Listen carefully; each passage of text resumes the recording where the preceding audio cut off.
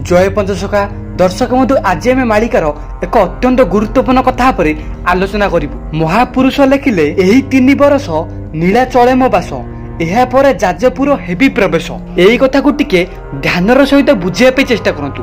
महापुरुष कौन पाई कथा कहते यही कथाटा संपूर्ण रूप से पूरी श्रीमंदिर को बा जगन्नाथ को आख्या करिकी कहुई। कौन पाई महापुरुष कहले जगन्नाथ बास यही 3 वर्ष माने यही 2024 रु 27 पर्यंत। यापर महापुरुष संपूर्ण रूप से वर्णना कर महाप्रभु पूरी श्रीमंदिर छाड़ दे जाजपुर जाइकी बास करिवे बोली। ए घटना कौन दिने दिने सत्यर परिणत हेबो यापर वास्तवता केते एहार प्रमाण मालिकार कौन अच्छी आज आम टिकनिकी करके यही विषय आलोचना करने को जाऊँ। दयाकोरी आपण मैंने ध्यान सहित भिडियो को लास्ट पर्यंत देखिए। यही 2024 आषाढ़ मास को लेकिन महापुरुष माने अत्यंत भयंकर भयंकर घटना सबू तांको मालिकार वर्णना कर।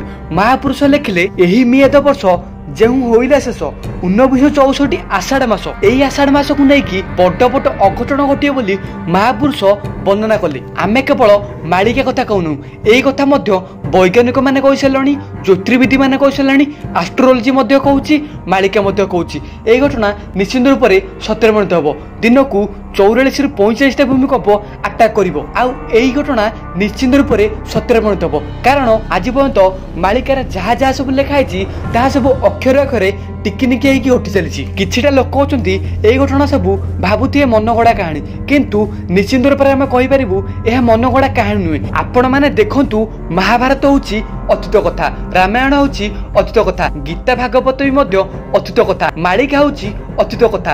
अतीत रे कोन घटिबो महापुरुष माने ताको ध्यान शक्ति बल रे ताहा सब टिकनिकी करके मालिका रे बंधित कर जाइछंती। आउ एही घटना अक्षर अक्षरे पालन होउची जहाँ सब लिखिले सबू धीरे धीरे होई घटी चली। एई जो कोरोना कथा मालिकार संपूर्ण भाव में लेखा थिला। एई घटना निश्चित रूप से सत्य परिणत होला। संपूर्ण ओडिशा एक रोगरे पीड़ित होला। आउ अच्युतानंद मालिका पुणी आगत भविष्य करिछि आउ एक अचिनाबादी आसबाक जाउछि।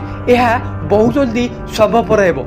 एमिति गोटे क्रिटिकल रोग आसबाक जाउछि जो रोग को संपूर्ण वैज्ञानिक माने संपूर्ण डाक्तर माने चिन्हि पारिबे नाही।